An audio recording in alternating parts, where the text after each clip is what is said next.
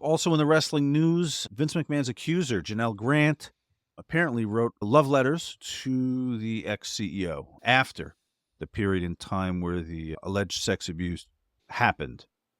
And I guess it is verified that the letters are authentic, right? They were kind of Right. forensically extracted from the computer. Right. So I guess they're real. And I mean, I don't want me to be graphic or bring this up, but there was one of the more disturbing things that was brought up was the defecation. in the initial complaint. The initial complaint, the defecation on Janelle. And this letter is 18 months after that incident. Which I think the defense would say just proves the nature of the relationship that she had initially described in the initial complaint. And I don't see how you coerce somebody to write a I love you letter. Well, yeah, Ms. Grant's team is claiming coercion. I guess what's the precedent on that's going to be some kind of a Stockholm theory. I do know, though, that... Here's a sidebar. Yes, Judge Sexy. This love letter, does it in any way affect John Laurinaitis' court case?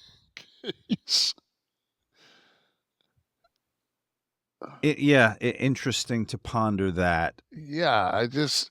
Now where is like him kind of turning, like it's... I didn't hear. This could also be, someone in the comments brought up, like, you know how if you go to an attorney, they're going to ask you a battery of questions to prepare themselves for what might come up. Yeah, like, is there anything out there you can think of that would completely blow your shit out of the water? There's 24 drafts to a love letter I sent right before Christmas. Boom. So bearing that in mind, that an attorney probably should have gone through this. But she's well qualified. I've been chastised for my inability to see her worthiness and how her legal brief was a masterpiece of law. So it just seems that if I knew this was out there, it would almost make you seem like you're an ambulance chaser if you were to know this and still push this. Yeah, or they were just or they were blindsided, or she was blindsided by it, like didn't know. Maybe she wasn't told blinded by the light that it could come up. So that was from Asbury Park. You ever heard that version of that Springsteen does, Blinded by the Light? Of course.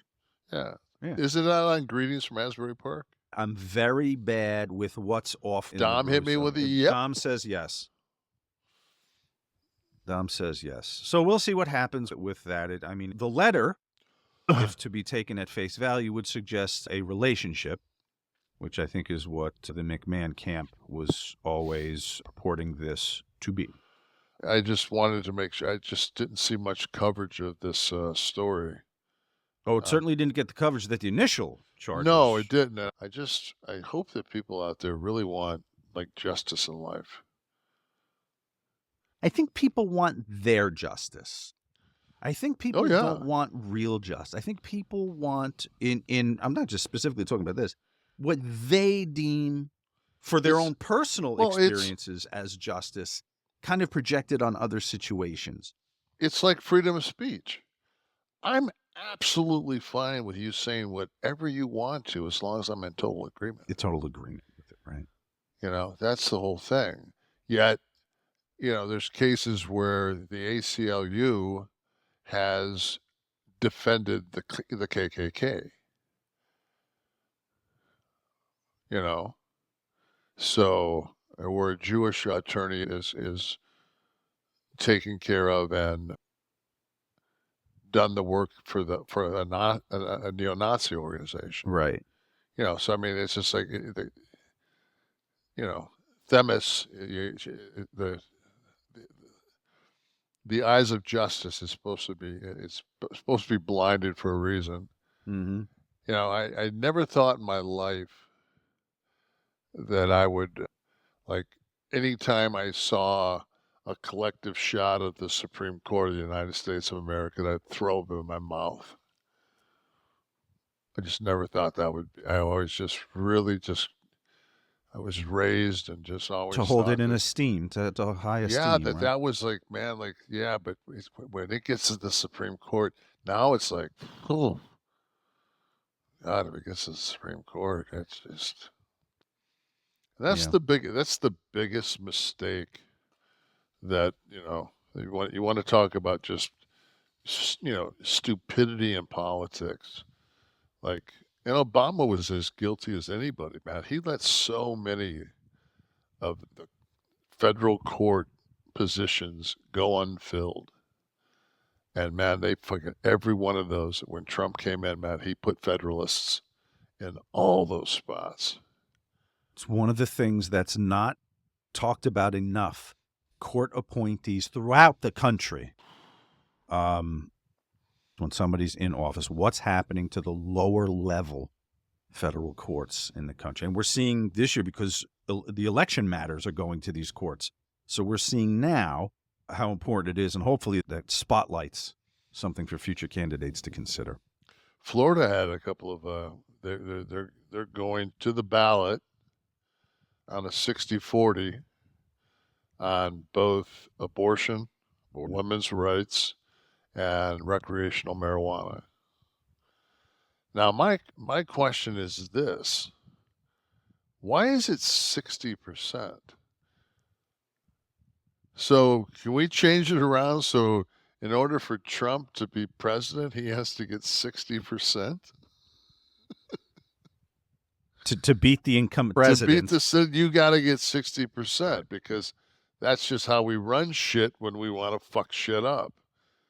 But it's Right. still, there's still, I think, in Florida, I think 63% of the state is for the pro-life, because the Democrats are like 77% for it.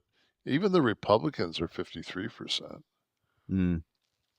So, If we're still going to get behind the electoral votes, each state having a certain amount of electoral votes, why have we not moved this to Congress? I know the House has a different number. Why are we still having two from each state? How come when something goes before Congress, we can't have the if this is the fair way to run the election? Why isn't Congress represented that way? Why is it two from each state? Why don't we weight Congress the same